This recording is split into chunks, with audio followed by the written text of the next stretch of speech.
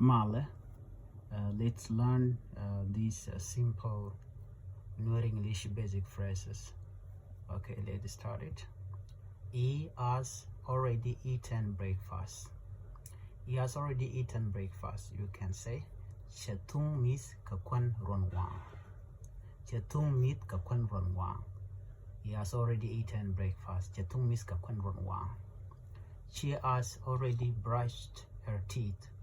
She has already brushed her teeth. Here, he has already gotten dressed.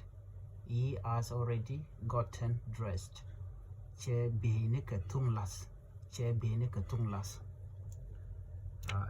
has already left the house. He has already left the house. She has already arrived at the school. She has already arrived at the school. Here, titi katide rande kangat.